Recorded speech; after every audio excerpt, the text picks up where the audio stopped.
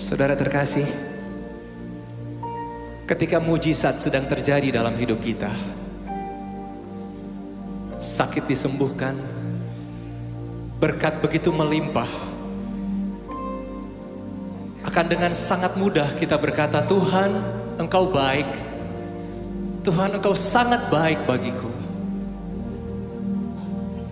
Namun,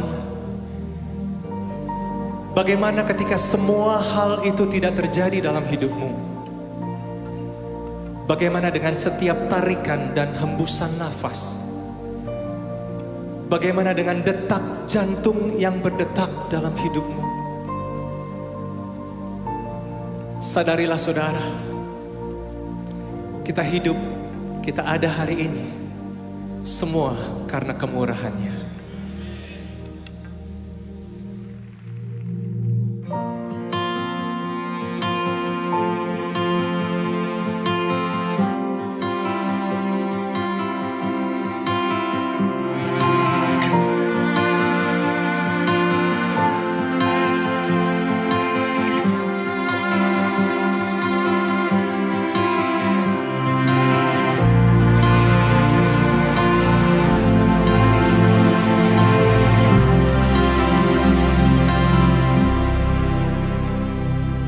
Kau hiasi kehidupanku dengan kemurahan-Mu. Kau rancangkan masa depanku penuh dengan harapan. Aku ada saat ini, semuanya karena kasih-Mu. Aku hidup hari ini, semua berkat kemurahan-Mu. Terima kasih Yesus, Engkau sangat baik, teramat baik bagiku.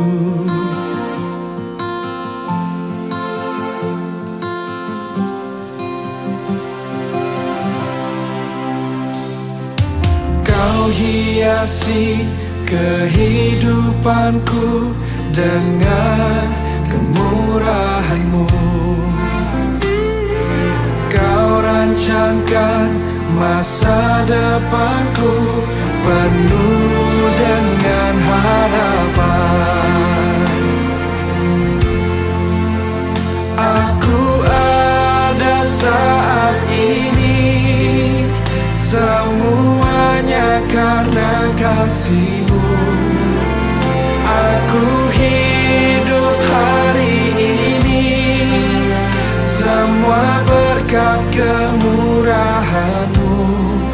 Terima kasih Yesus, Engkau sangat baik, teramat baik. Aku ada saat ini, aku ada, semuanya karena kasih, semua karena kasih. Aku hidup hari ini, semua berkat kemurahan-Mu.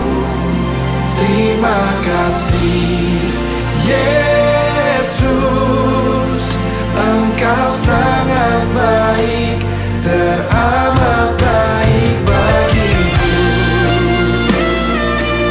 Kami hidup hanya kemurahan-Mu Tuhan.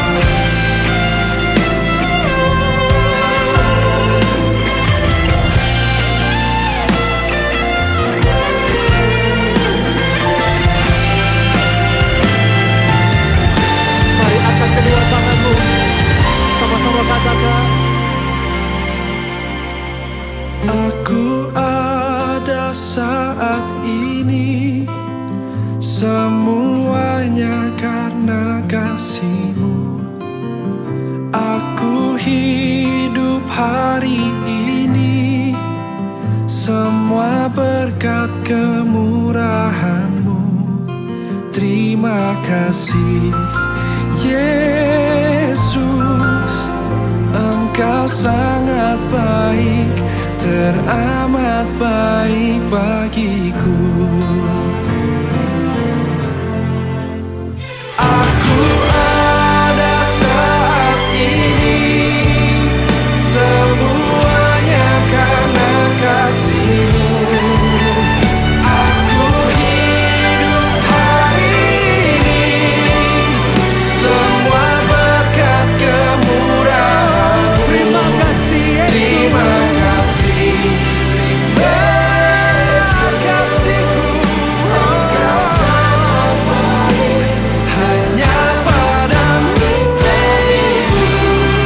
Yesus, Engkau sangat baik, teramat baik bagiku.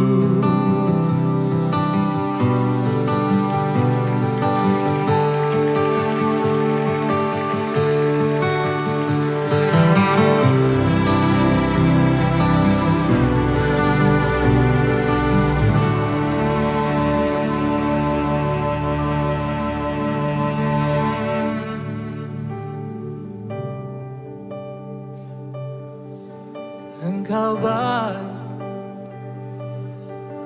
Engkau baik, Yesus.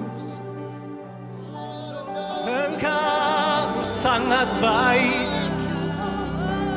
Engkau sangat baik, oh Yesus. Apapun yang terjadi dalam hidup kami, satu hal yang kami tahu, kami percaya, Engkau Tuhan yang tetap baik, sangat baik, dulu, sekarang, dan selama-lamanya. Ku bersyukur Tuhan, ku bersyukur buat kebaikan-Mu. Terima kasih, oh terima kasih Yesus. Engkau baik, Engkau sangat baik. Haleluya.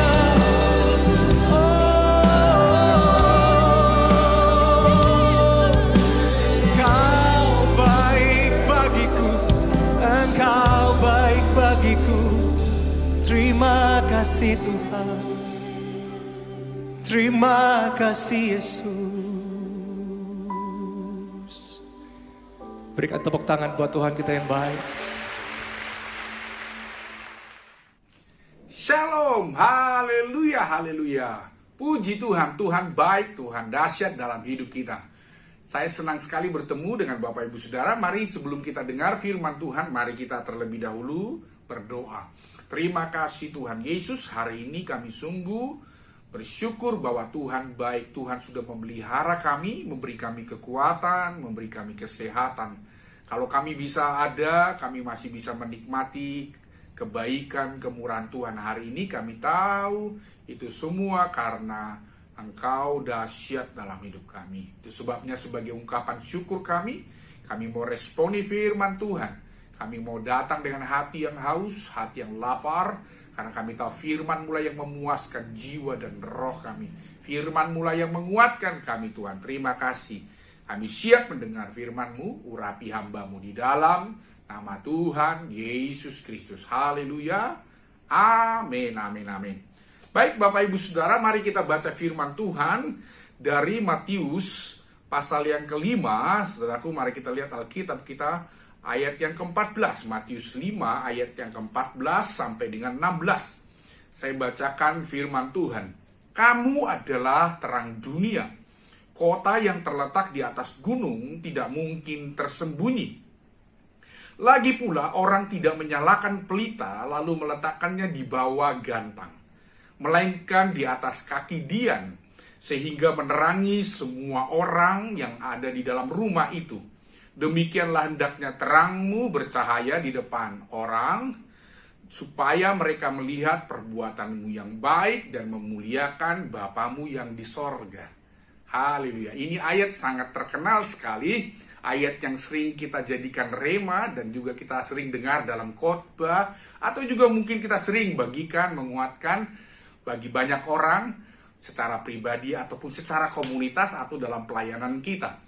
Tapi izinkan saya hari ini menyampaikan kebenaran ini supaya kita terus dibangunkan, supaya kita terus diteguhkan, supaya kita terus semakin kokoh untuk mengenali siapa kita dan untuk mengerjakan apa yang bisa kita lakukan. Itu sebabnya Bapak Ibu yang dikasihi keluarga besar GBI Kristus Gembala, dalam kesempatan ini saya mau beri judul khotbah saya adalah Life of Significance.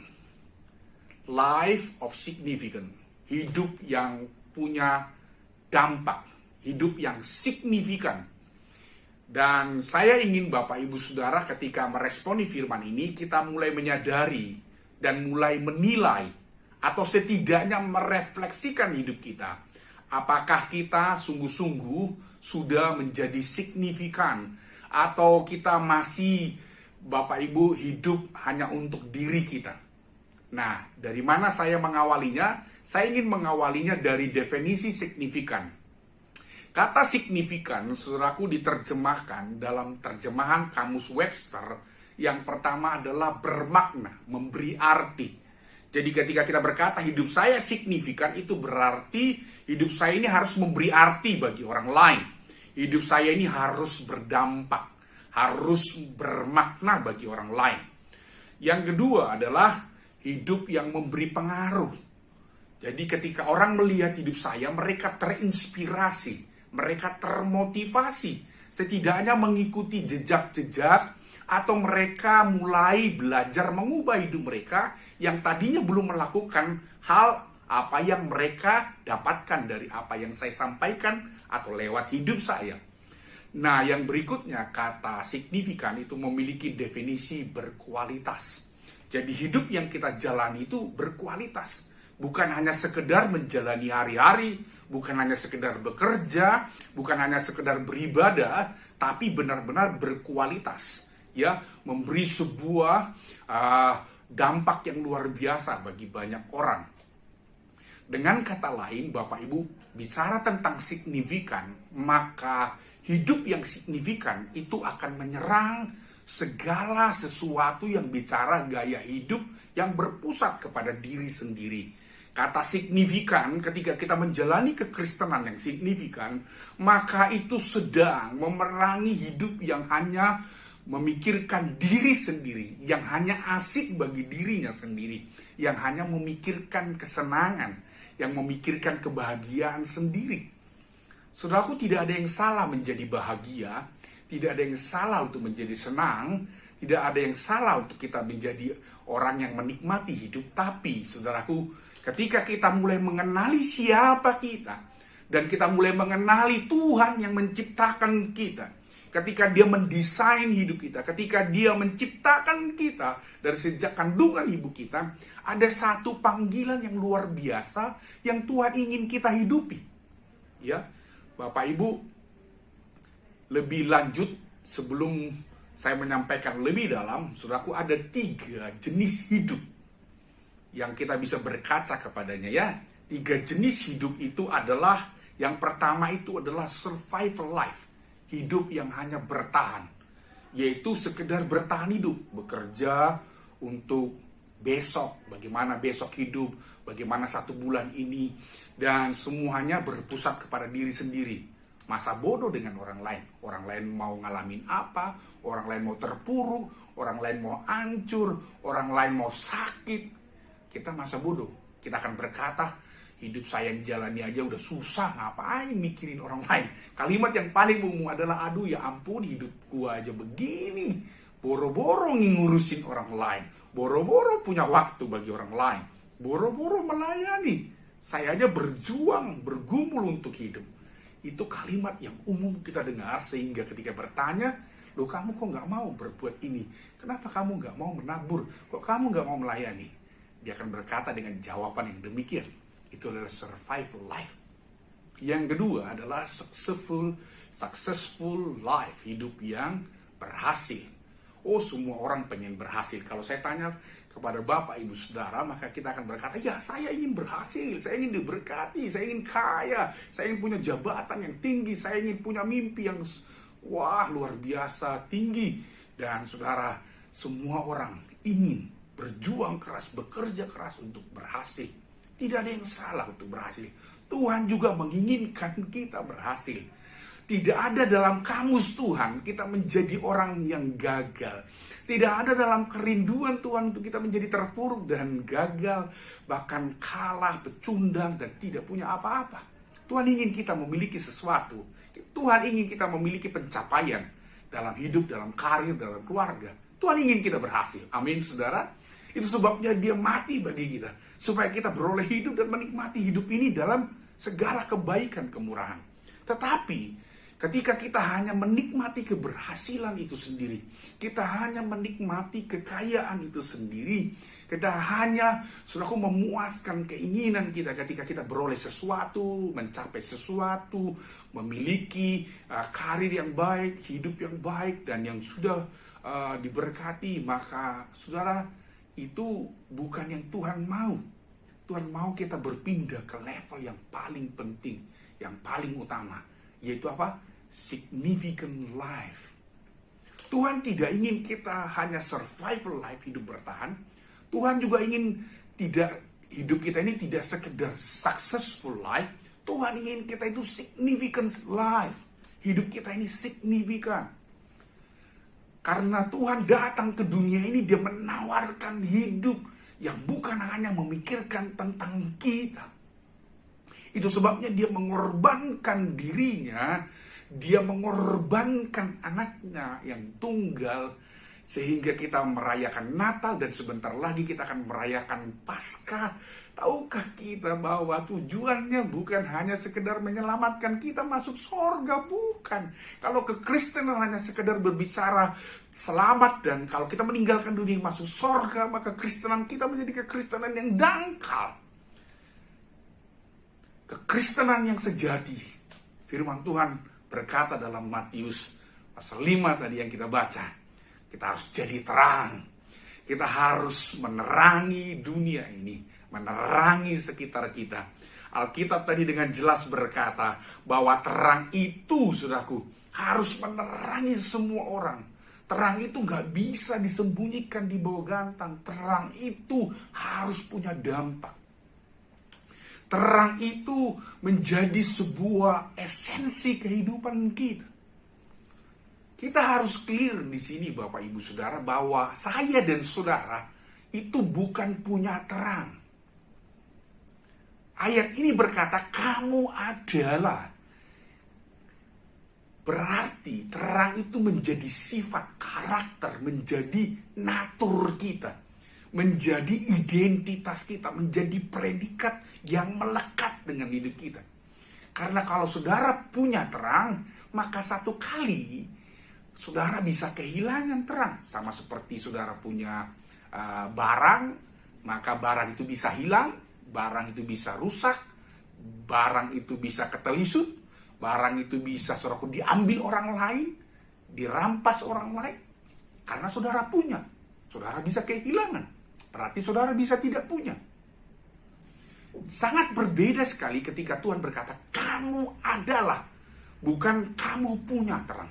Tapi Tuhan berkata, kamu adalah terang. Berarti terang itu menjadi sebuah identik, melekat. Itu menjadi gaya hidup kita. Menjadi sebuah kenaturalan kita. Jadi ketika hidup kita tidak menjadi terang, ada yang salah dengan hidup kita. Ada yang keliru dengan kekristenan kita. Saya ingin korelasikan kata terang dengan signifikan. Karena terang memberi pengaruh, maka signifikan, hidup yang memberi pengaruh kepada orang lain, itu menjadi natur kita. Itu menjadi kenormalan kita. Berarti kalau kita tidak signifikan, hidup kita tidak normal, Bapak Ibu Saudara. Dan Bapak Ibu, biar perenungan kita lebih dalam lagi. Kita merenung coba. Saudaraku, ini perenungan saya selama 1 tahun pandemi ini. Saudaraku, maka kita akan bisa melihat di sekeliling kita ada begitu banyak kemunduran rohani. Ada begitu banyak orang mulai suam. Ada mulai banyak orang menutup diri dan bahkan tidak berbuat sesuatu dengan alasan yang tadi survival. Kalau saya lakukan ini kondisinya begini, waduh saya bahaya nih. Saya bisa terkontaminasi, saya bisa kena COVID, saya bisa terpapar, saya bisa mengalami A, B, dan C. Wah, saudaraku, ada begitu banyak asumsi dan saudaraku mungkin pemikiran-pemikiran khawatir dan lain sebagainya membuat kita berkata, waduh, saya di rumah saja. Saya tidak bicara bahwa saudara mengurangi waktu keluar, mengurangi waktu berjalan, liburan, atau saudaraku berinteraksi dengan orang di tengah situasi pandemi, saudaraku. Karena ini bicara hidup.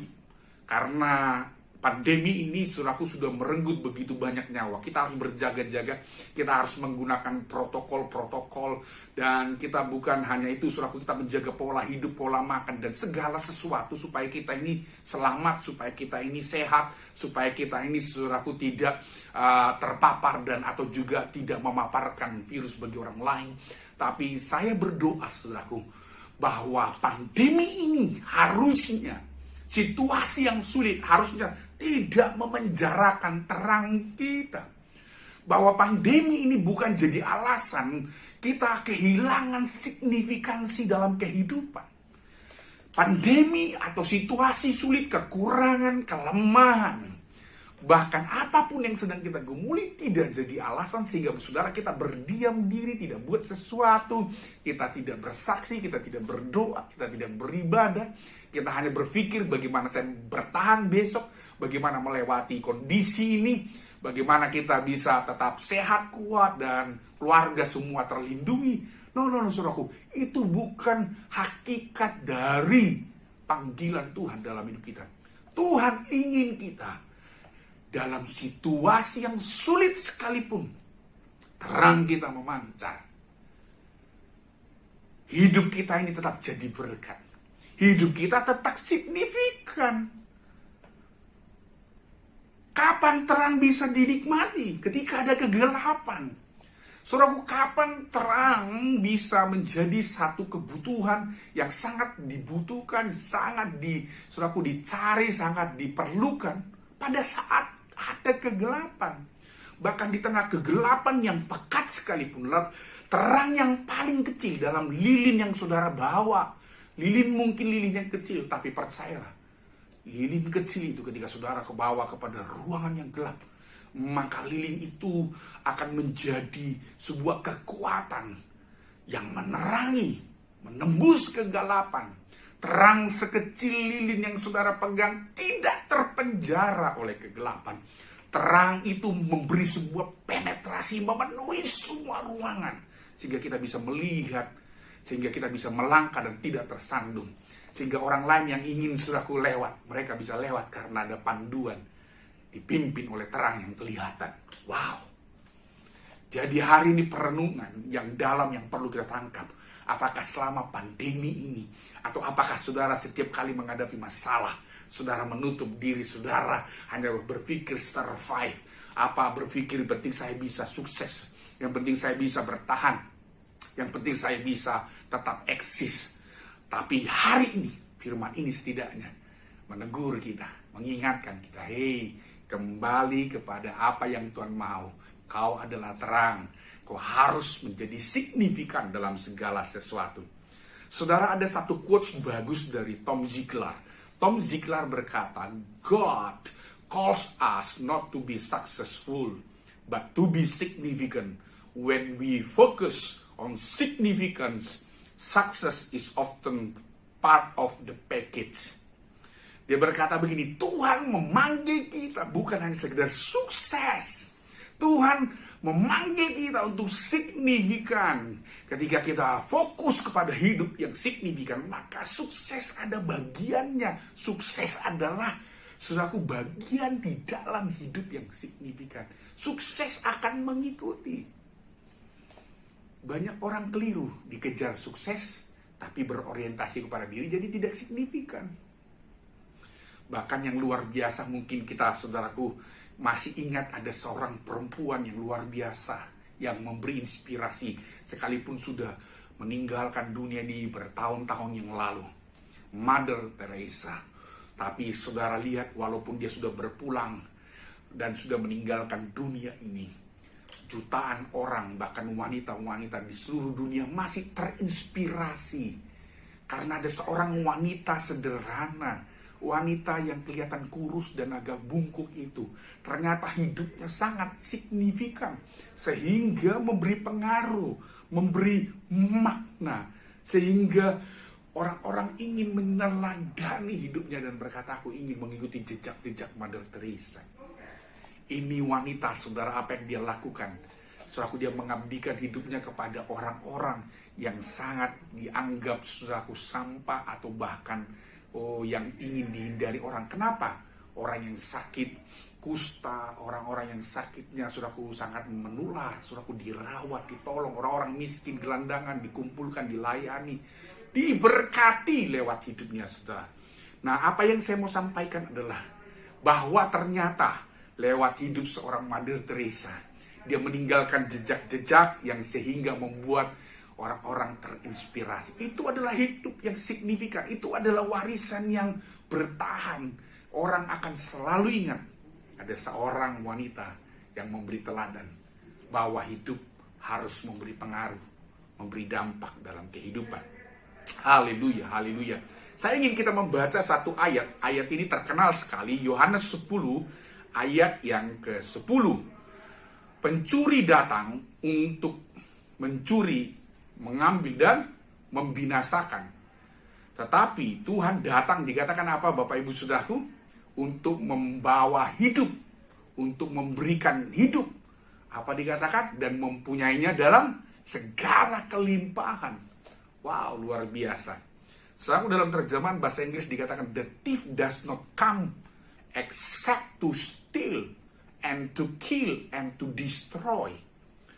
Tetapi dikatakan begini, I have come that they may have life and that they may have it more abundantly. Jadi Tuhan datang itu menawarkan hidup. Hidup di sini bukan hidup yang biasa. Bukan hidup sekedar hidup, bukan. Bukan hidup yang bertahan, bukan, saudaraku. Hidup bukan hanya sekedar berhasil. Hidup yang ditawarkan oleh Yesus adalah hidup yang zoe, hidup yang mega life, hidup yang akbar, hidup yang memberi dampak, hidup yang meluber, hidup yang bisa dirasakan, hidup yang bisa dinikmati oleh orang lain, hidup yang berfokus itu memberi pengaruh, memberi teladan, melayani, berdampak dalam kehidupan. Saudara, Yesus menawarkan hidup yang seperti ini. Jadi hari ini setidaknya mari jangan terpenjara oleh keadaan. Jangan sampai kita bersembunyi dari semua situasi yang berat. Kita masih tetap bisa bermakna lewat apapun, lewat telepon saudara, lewat media sosial, lewat YouTube, lewat Zoom, lewat WhatsApp dan lain sebagainya. Segala cara bisa kita, saudaraku, pakai. Keadaan tidak bisa memenjarakan kekristenan karena saudara adalah terang. Terang tidak pernah bisa dikalahkan oleh kegelapan. Dan saya mau katakan, signifikan tidak pernah bisa dikalahkan oleh pandemi, oleh situasi yang sulit, oleh badai, pencobaan, gelombang, oleh masalah, oleh guncangan apapun. Karena sifat dari terang menang atas segala kegelapan. Haleluya, haleluya. Yesus berkata, aku menawarkan hidup itu. Aku datang supaya engkau hidup dan mempunyainya dalam segala kelimpahan. Kadang kita salah, saudaraku, hanya menerjemahkan dari satu sisi tentang kebenaran kelimpahan yang ditawarkan oleh Yesus. Kata kelimpahan dalam Yohanes pasal yang ke-10, saudaraku, dipakai kata perisos. Perisos dalam kata Gerika itu berbicara superior, hidup yang tinggi, mulia, saudaraku. Perisos itu berkata extraordinary life, hidup yang luar biasa. more excellent, lebih dari yang terbaik. Uncommon life, hidup yang tidak lazim, artinya berlawanan dengan arus dunia. Kalau arus dunia lebih berkata, yang penting saya bisa bertahan, maka kita berkata, enggak, saya bukan sekedar bertahan, sekedar eksis. Saya bukan mengejar popularitas, saya mengejar bagaimana hidup saya ini menjadi sebuah warisan bagi banyak orang lain. Haleluya, haleluya. Saudara, you may feel insignificant, but you can choose to live significantly by living the way God has commanded. Artinya apa, saudaraku, bahwa kita boleh merasa hidup kita tidak signifikan. Kita bisa berkata, waduh, saya ini jabatannya nggak bagus loh. Saya cuma karyawan biasa. Oh, saya tidak punya harta yang banyak. Saya ini cuma lulusan SD. Saya cuma ibu rumah tangga yang baik. Saya cuma seorang orang tua yang berumur 60 sudah tidak punya tenaga seperti yang muda-muda. No. Itu bukan bicara itu, saudara. Kalau saudara bertanya kepada saudaraku, seorang pengkhotbah, penginjil yang hebat, saudaraku, maka kita akan tahu, saudaraku, bahwa hidupnya menjadi seorang hamba Tuhan yang luar biasa, dipakai Tuhan. Itu karena ada seorang pendoa bernama saudaraku Suzette Hatting. Wow, saudaraku, Suzette Hatting waktu itu adalah pendoa muda yang hanya berdoa supaya, saudaraku, hamba Tuhan yang dia doakan, hamba Tuhan yang selalu saudaraku, dia doakan, dia dukung untuk jadi penginjil yang hebat. Maka saya percaya, saudaraku, Tuhan bisa memakai saudara menjadi Suzette Hatting yang mendoakan. Saya percaya semua orang bisa dipakai Tuhan. Saya percaya hidup kita semua bisa signifikan. Tidak peduli apa background saya dan saudara, Tuhan bisa pakai kita. Tuhan bisa menjadikan kita jadi terang dalam segala situasi. Saudara, ada sebuah mimpi, saudaraku. Satu kali ada seorang hamba Tuhan besar, itu saudaraku udah berkhotbah ke berbagai tempat. Tiba-tiba dia berdoa dan dia melihat sebuah penglihatan. Serah apa yang dia lihat itu dalam antrian di sorga, di mana Tuhan, tahta Tuhan berdiri dengan begitu megah, dan saudaraku buku kehidupan dan saudaraku mahkota saudaraku disiapkan untuk memberikan upah bagi setiap orang-orang percaya, saudaraku, yang sudah beroleh hidup kekal dan beroleh upah, saudaraku. Satu kali, saudaraku, tiba-tiba ada hamba Tuhan yang besar ini, dia melihat ada seorang perempuan tua dan, saudaraku, agak kurus di depannya. Dia pikir siapa ini ya, saudaraku, dia di belakang, saudaraku. Dan waktu dalam antrian itu tiba-tiba wanita tua ini mendapatkan sebuah mahkota yang sangat besar, sangat indah sekali. Dan saudaraku, wow, dia berkata, ini pasti orang yang luar biasa. Wah, pasti dia udah pelayanan kemana-mana, saudaraku.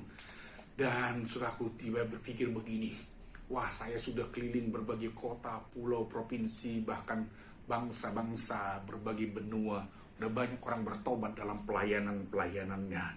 Saudara, apa yang terjadi? Tiba-tiba dia melihat, ternyata mahkotanya tidak sebesar yang dia pikir. Dan saudaraku, wanita tua itu lebih besar. Terus dia berkata, Tuhan, bolehkah saya bertanya, mengapa apa yang saya lakukan, saya udah berKKR, khotbah, pelayanan, dan membaptis banyak orang. Saya sudah melayani berbagai negara. Kenapa mahkota wanita ini lebih besar dari saya? Saudaraku, dalam mimpi penglihatan itu, saudaraku, dia mendengar suara Tuhan, anakku, hari ini kalau kamu bisa jadi seperti ini, karena ada seorang wanita ini yang tiap hari berpuasa, menangis, mendoakan, dan menyebut namamu. Dan dia tertunduk dan dia mulai terbangun. Dia kaget, saudaraku. Dia menangis dan meratapi kesombongannya. Ternyata, saudaraku, jangan meremehkan air mata pendoa. Jangan meremehkan air mata penyembah. Saya mau beritahu begini, itu berharga di mata Tuhan. Jadi Bapak Ibu Saudara yang terpanggil menjadi pendoa bagi banyak orang, dengar, air matamu ditampung spesial, dikirbat Tuhan. Wow, luar biasa, luar biasa. Hari ini kita ada Karena ada orang-orang yang mendoakan kita.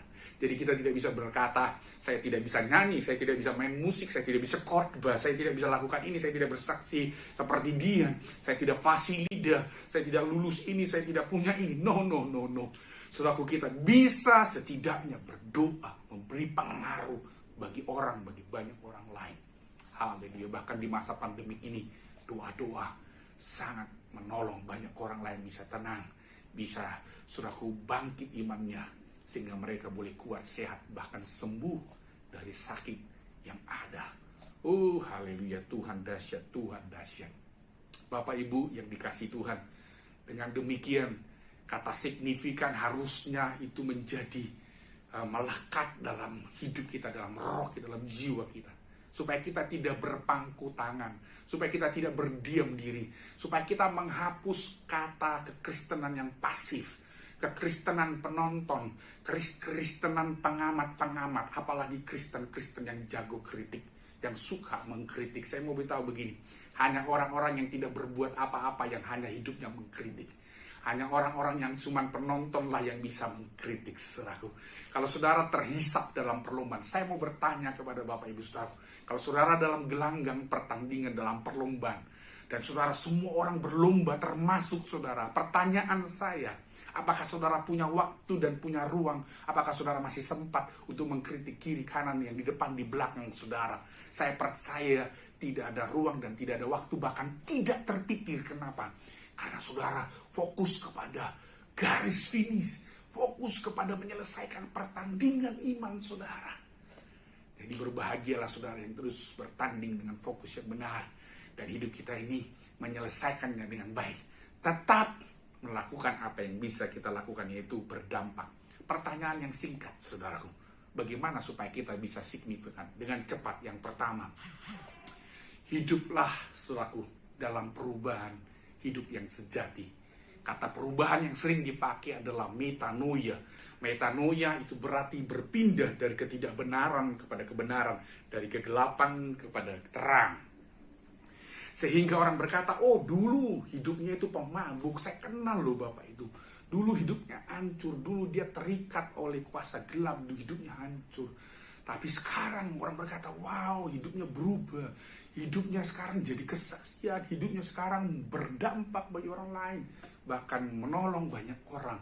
Wow, kita akan menjadi signifikan ketika kita, saudaraku, berpindah dari hidup yang dulu tidak kenal Tuhan menjadi kenal Tuhan. Dulu kita masih jauh dari kebenaran, penuh dengan kejahatan.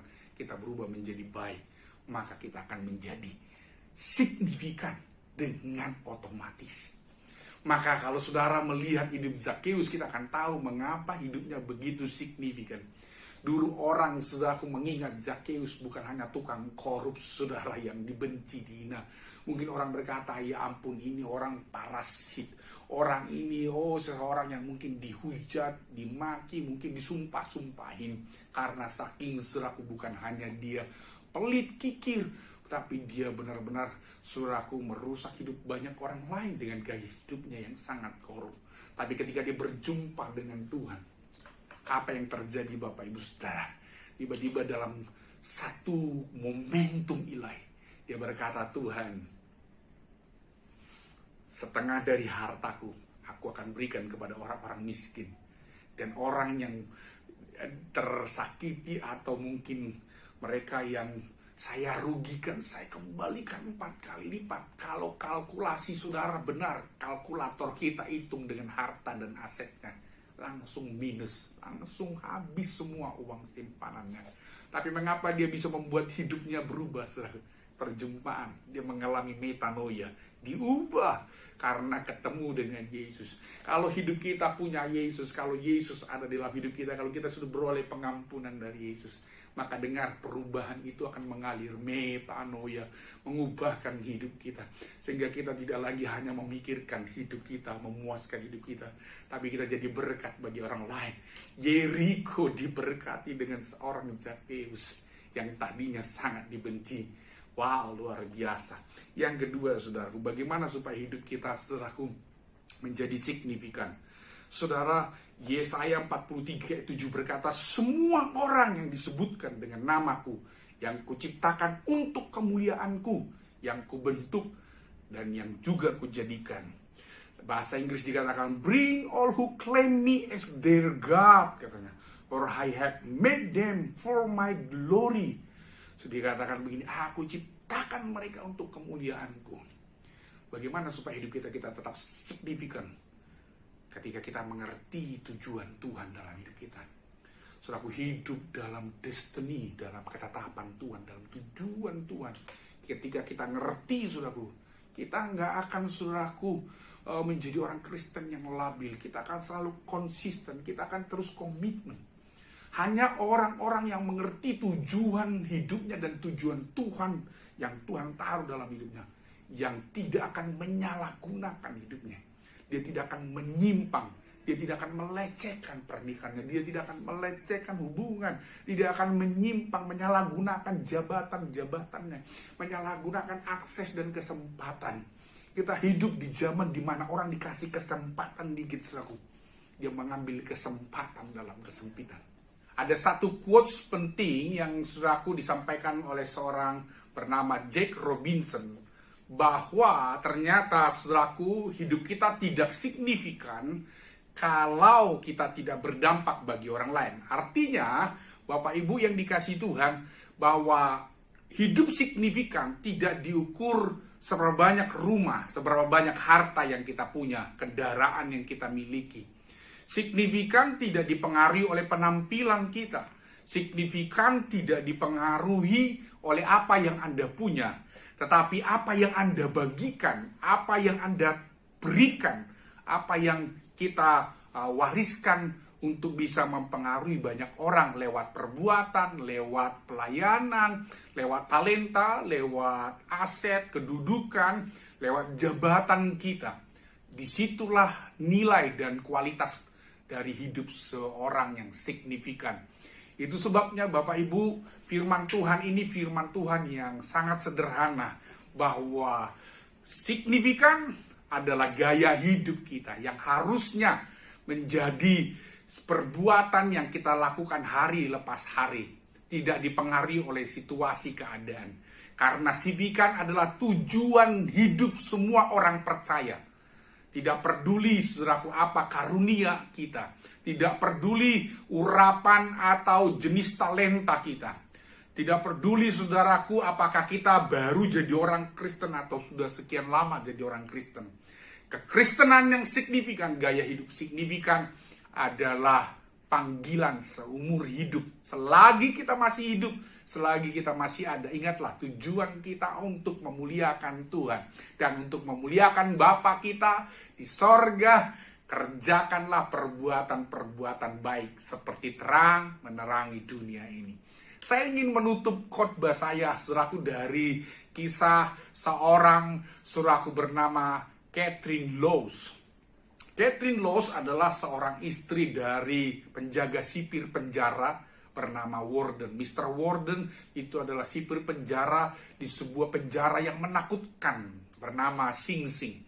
Dulu sebelum ada penjara Alcatraz yang menakutkan, ada satu penjara, saudaraku, disebut dengan Sing Sing. Penjara-penjara ini, saudaraku, dibuat untuk menampung dan memenjarakan orang-orang yang sangat jahat, pembunuh berdarah dingin, semua kriminal-kriminal pada zaman itu, saudaraku, dipenjarakan di Sing Sing. Tahukah Anda, saudaraku, bahwa ternyata Catherine Lowes, seorang ibu dengan 4 orang putri yang masih kecil-kecil, saudaraku, ternyata dia tidak mau hanya duduk diam dan sekedar menunggu suami di rumah. Apa yang dia lakukan? Dia menyampaikan isi hati kerinduannya kepada suaminya. Suamiku, aku tidak mau hanya sekedar mengurus, merawat engkau, bahkan merawat anak-anak, tapi saya ingin hidup saya ini berdampak. Izinkan saya punya hari-hari dan jam-jam tertentu bersama dengan para narapidana. Saya ingin mengkonseling, mendoakan, menghibur, mengajari mereka, melakukan aktivitas-aktivitas yang penting kalau mereka nanti kelak bisa keluar dari penjara. Suaminya berkata begini, kamu nggak tahu ya, mereka itu penjahat berdarah dingin. Kalau kamu disakiti, dilukai, kamu bagaimana? Bagaimana dengan anak-anak kita? Catherine Lowes berkata, suamiku, kalau aku menyatakan kasih kepada mereka, Kalau aku sungguh mengasihi mereka dengan kasih yang tulus, apakah mereka tega menyakiti saya? Saya percaya mereka tidak akan tega. Jadi tolong berikan saya menggunakan waktu ini untuk berbuat sesuatu bagi mereka. Karena mereka juga adalah ciptaan Tuhan. Singkat cerita, saudaraku, dengan berat hati suaminya memberikan izin, memberikan slot waktu untuk dia memotivasi, menghibur, mengajari mereka bagaimana untuk saudaraku punya skill-skill tertentu, saudaraku, kalau mereka kelak keluar dari penjara. Saudaraku para narapidana tersentuh dengan kasihnya, saudaraku, mereka menjuluki Catherine Lowes adalah jelmaan Yesus di Sing Sing. Satu kali, saudaraku, dalam perjalanan menuju penjara terjadi kecelakaan. Catherine Lowes mengalami ketabrakan dan meninggal di tempat, sehingga suaminya terpaksa cuti, saudaraku, dalam situasi yang berkabung, saudaraku, sebelum memakamkan istrinya. Saudaraku, para narapidana seperti biasa menunggu, saudaraku, Nyonya Catherine, saudaraku. Dan berjam kemudian lewat, mereka kok gelisah dan tidak melihat ada Catherine Lowes datang. Terus mereka teriak-teriak dari jeruji itu dan berkata, Tuan, mana Catherine Lowes? Mengapa dia tidak datang, saudaraku? Wah, saudaraku, itu penjaga sipil mulai ketakutan karena teriakan yang begitu berat. Karena ingin, saudaraku, mengetahui apa yang terjadi. Mengapa Catherine Lowes tidak datang? Dengan berat hati, saudaraku, pengganti Mr. Warden yang menjaga, menggantikan saudaraku, beliau berkata, Catherine Lowes sudah meninggal tadi pagi, kecelakaan dalam perjalanan menuju penjara. Wah, apa yang terjadi, saudara-saudara? Itu para narapidana yang badannya, saudaraku, besar, kekar, ada tato-tato, bahkan wajah yang menyeramkan itu. Mungkin ada yang kumisnya kayak gagang telepon itu, menangis seperti anak kecil, meraung-raung. Mereka seperti orang-orang yang kehilangan, saudaraku, sedemikian rupa. Dan mereka berkata, Tuhan, izinkan kami melayat Catherine Lowes. Wah, saudaraku, penjaga sipir takut kan, saudaraku, karena mungkin mereka bisa menyalahgunakan keadaan dan lari kabur, saudaraku, bahaya. Tapi saudaraku, teriakan itu bermenit-menit, saudaraku. Wah, mereka nangis, meraung. Itu suasana penjara itu menjadi penjara yang sangat saudaraku, mencekam karena air mata dan teriakan ratapan orang yang kehilangan seorang wanita yang memberi pengaruh dalam hidupnya. Singkat cerita, saudaraku, akhirnya penjaga sipir itu memberi kesempatan dan berkata, oke, kamu akan berangkat, kita akan kawal. Jangan sampai ada satupun yang menyalahgunakan kesempatan. Saudaraku, mereka iring-iringan, orang berbondong-bondong itu berjalan. Saudaraku, ratusan narapidana itu berbaris berjalan dengan wajah yang sangat sedih, tertunduk sambil berjalan, saudaraku, sekian jauh hanya untuk melayat. Dan mereka menangisi Catherine Lowes, saudaraku. Mereka kehilangan. Singkat cerita, saudaraku, mereka pulang tetap rapi, berbaris. Tidak ada satu orang pun yang mengambil kesempatan itu, saudaraku, untuk kabur. Mereka masuk dengan tertib ke penjara.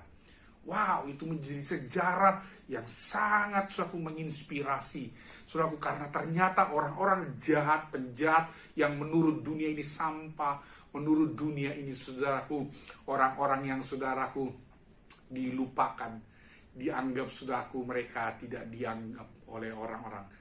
Saudaraku, ternyata mereka bisa disentuh oleh kasih seorang wanita bernama Catherine Lowes. Singkat cerita, saudaraku, sejarah pencatat bahwa Sing Sing tidak layak lagi dipakai jadi penjara, maka, saudaraku, penjara dipindahkan, saudaraku. Dan tahukah Anda, Sing Sing menjadi tempat kegiatan sosial.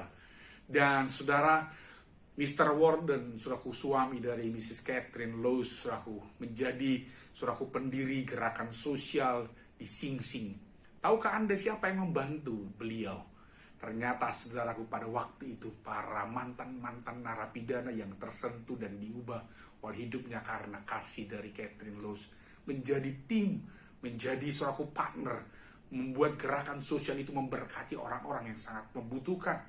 Dan luar biasa, saudara lihat, wanita sederhana yang mungkin secara pendidikan atau mungkin secara waktunya, saudaraku, tidak banyak, tapi dia memberikan sebuah standar hidup signifikan, berdampak bagi orang lain. Hari ini, saudaraku, saya ingin menutup dengan quotes. Tidak penting apa yang kita punya dalam hidup ini. Yang terpenting adalah apa yang kita bagikan lewat hidup kita. Itu adalah significant life. Itu sebabnya Bapak Ibu, mari saudaraku, jangan batasi diri, waktu, tenaga, atau jangan membatasi kita dengan kekurangan, kelemahan. Mungkin kita berkata, saya tidak punya uang seperti dia, saya tidak punya ini, saya tidak punya itu, saya nggak bisa buat apa-apa. Mother Teresa berkata, engkau punya 2 tangan untuk memeluk mereka yang lagi sesak. Engkau punya mulut untuk menasehati, menguatkan mereka. Kau punya 2 telinga untuk mendengarkan curahan isi hati mereka. Kau punya 2 kaki untuk mengunjungi mereka. Jadi artinya kita punya sesuatu yang bisa kita bagikan kepada orang lain. Sekali lagi, saya dan saudara punya sesuatu yang bisa kita bagikan kepada orang lain. Saya berdoa, saudaraku, kita akan menggenapi apa yang menjadi kerinduan Yesus. Kita memuliakan Bapa di sorga dengan berbuat baik, dengan melayani, dengan menabur, dengan berbuat sesuatu yang berdampak bagi orang lain. Haleluya. Mari kita responi firman ini. Mari kita berdoa. Tuhan Yesus, hari ini kami sudah mendengar firman-Mu. Kami tahu kami tidak bisa terpenjara oleh keadaan. Kami tidak bisa hanya duduk diam, penonton, pengamat, apalagi hanya, oh Tuhan Yesus, hanya sekedar Tuhan Yesus jadi jemaat biasa. Kami tidak bisa Tuhan menjadi jemaat yang pasif. Kami harus menjadi pribadi, menjadi orang Kristen, orang percaya, yang rindu, yang aktif, yang selalu ingin melakukan sesuatu untuk memuliakan Engkau. Lewat talenta, lewat waktu, lewat jabatan, lewat apa yang kami miliki. Ampuni kami kalau kami egois, kalau kami hanya memikirkan diri kami, kalau kami hanya berpikir untuk survive, bertahan hidup. Bahkan terutama di pandemi ini, ampuni kami kalau kami selama ini menutup diri karena kami Tuhan, oh takut dengan situasi, keadaan, dengan virus, oh dari pandemi ini Tuhan. Tapi kami berdoa biar hari-hari ini kami mengambil keputusan, komitmen, untuk kami Tuhan Yesus terus setia melayani, terus setia menabur, terus setia Tuhan bersaksi, terus setia berbuat baik di mana saja, kapan saja, sampai kami Tuhan beroleh bagian dalam kemuliaan-Mu. Terima kasih, berkati Tuhan di dalam nama Tuhan Yesus. Haleluya, haleluya, amin, amin, amin. Tuhan memberkati saudara. Mari terus jadi terang, menjadi pengaruh, menjadi teladan, dan menjadi dampak bagi banyak orang lain. God bless you all.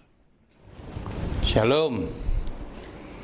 Pagi ini kami sudah menyelesaikan ibadah online ini, awal, pertengahan, sampai akhirnya. Saya percaya semua yang sakit sudah disembuhkan, yang kekurangan diberkati, orang masuk rumah pasti diberkati. Jadikan saku kepala bukan ekor, naik bukan turun. Yang dikerjakan oleh saudaraku, semuanya Tuhan yang membuatnya berhasil. Wajah Bapak menyinar engkau, wajah Bapak memberkati engkau. Oleh kasih karunia Allah, Tuhan memberkati Bapak Ibu yang dikasih Tuhan. Usahamu diberkati, anak cucumu semua diberkati, kehidupanmu diberkati, engkau diberkati dengan kesehatan yang luar biasa, diberkati. Jauhkan mereka semuanya dari sakit corona Tuhan. Bungkus mereka dengan kuasa darah Yesus. Malaikat menjaga, melindungi semua jemaat-Mu, termasuk pengurus-pengurus yang ada di dalam nama Tuhan Yesus Kristus. Haleluya. Amin.